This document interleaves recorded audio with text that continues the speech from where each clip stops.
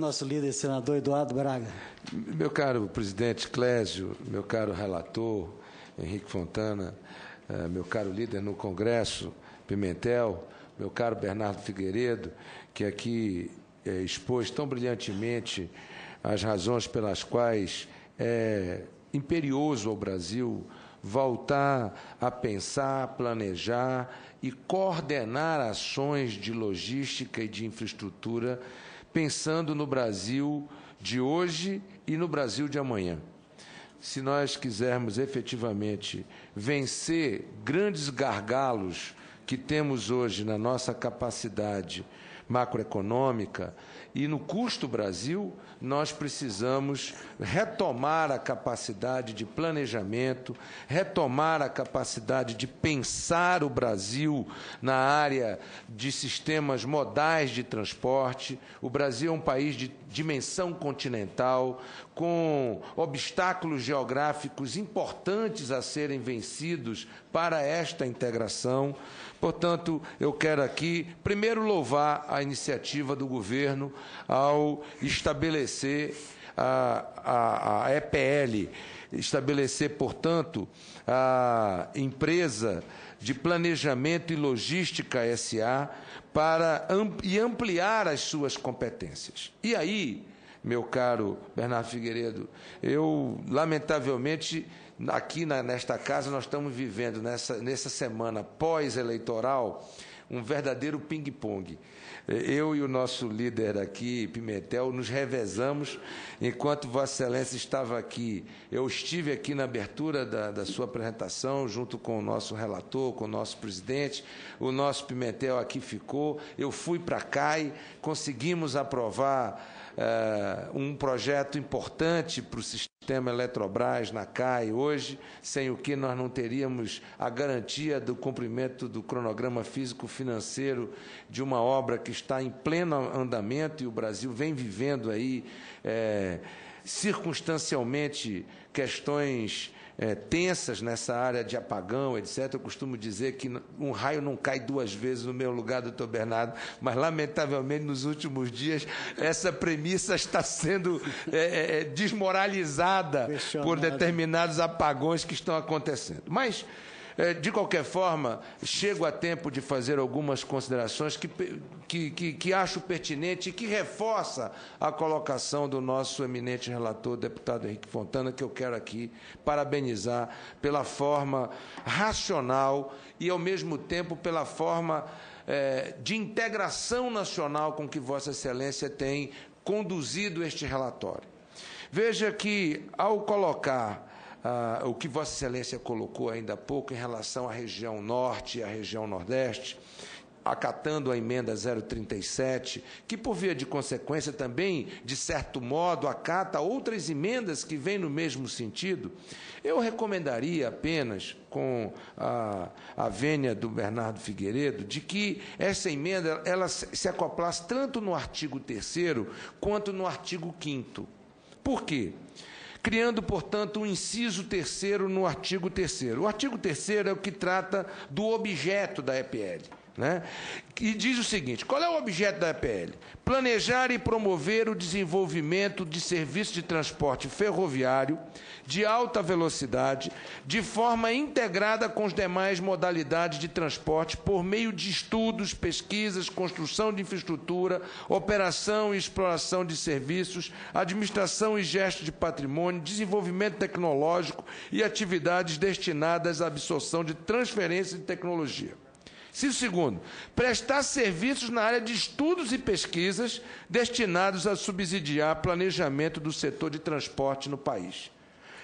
Ora, se há uma região que precisa ter estudos para planejamento de setor de transporte, é exatamente a região norte e nordeste desse país, onde nós temos os maiores buracos de logística no nosso território nacional.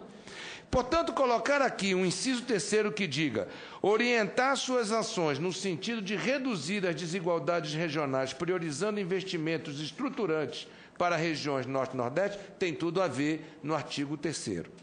Só que no artigo 5º, diz assim: compete à APL. Um é o objeto da APL, o outro é a competência da APL. Elaborar estudos de viabilidade técnica, econômica e de engenharia necessários ao desenvolvimento de projetos de transporte, planejar e exercer e promover atividades de absorção e transferência de tecnologia no setor de transporte, participar de atividades relacionadas ao setor de transporte, promover a capacidade de desenvolvimento, subsidiar a formulação e o planejamento e implementação nesse âmbito da política de transporte, planejar e promover a disseminação e incorporação de tecnologias. E aqui, meu caro relator, eu sugeriria um 21º que pudesse dizer o seguinte: estabelecer políticas de planejamento e de absorção tecnológica para a implementação de estruturas de transporte e logística na região Norte e Nordeste. Por que digo isso? Pelo seguinte, só para dar um pequeno exemplo aqui ao relator Henrique Fontana. BR-319.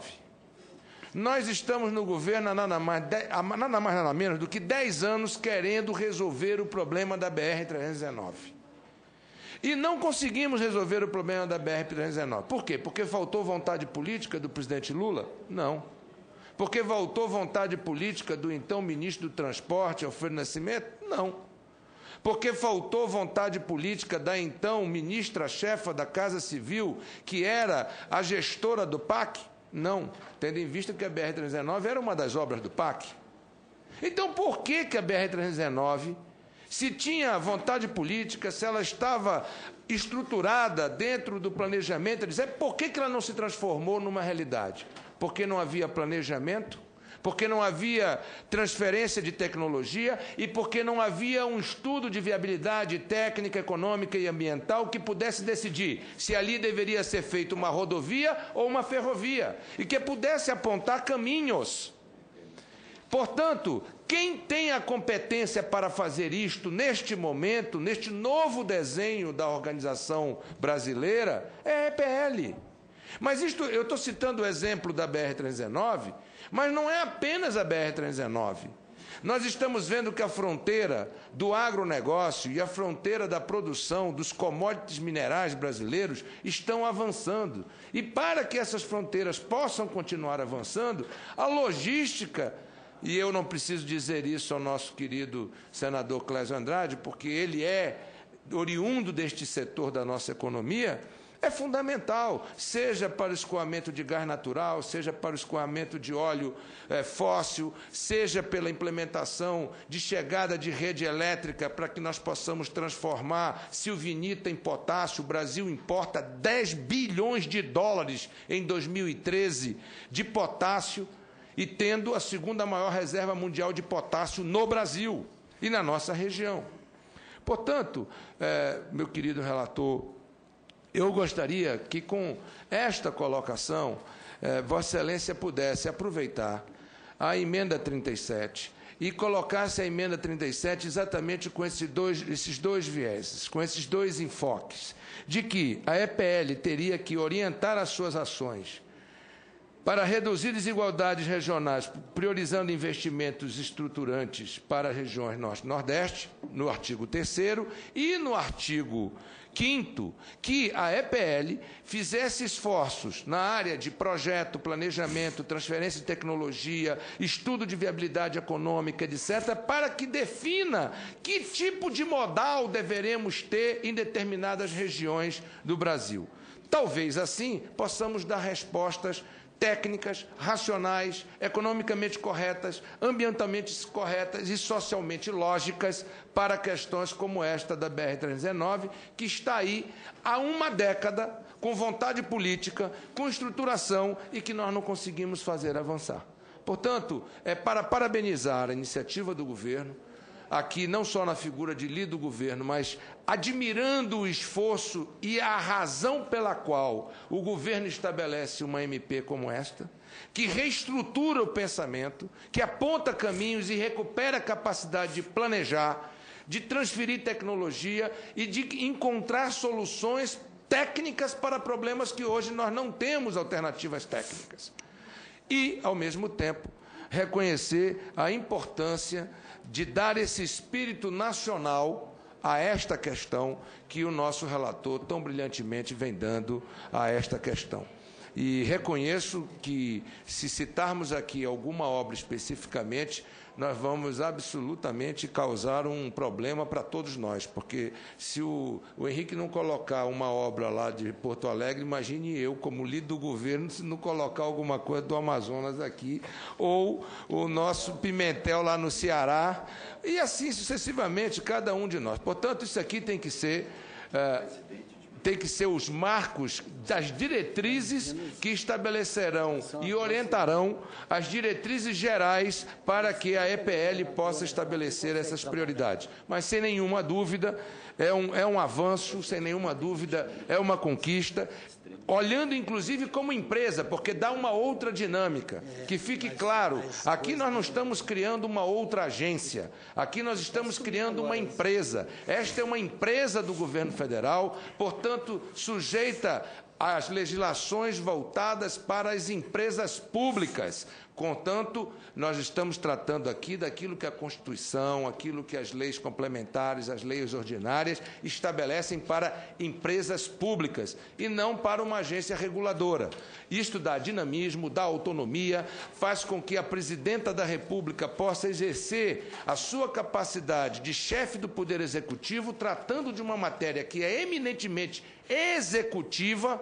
Portanto, nós sabemos da competência do Dr. Bernardo Figueiredo. O Dr. Bernardo Figueiredo é um homem da escolha da presidenta Dilma e ele assim será nomeado como encarregado de tocar uma empresa estatal, uma empresa pública, que tem o desafio de fazer o planejamento, a infraestrutura e os estudos de transferência de tecnologia e de viabilidade econômica, ambiental e social de uma área tão necessitada no nosso país. Parabéns, presidente Clésio Andrade.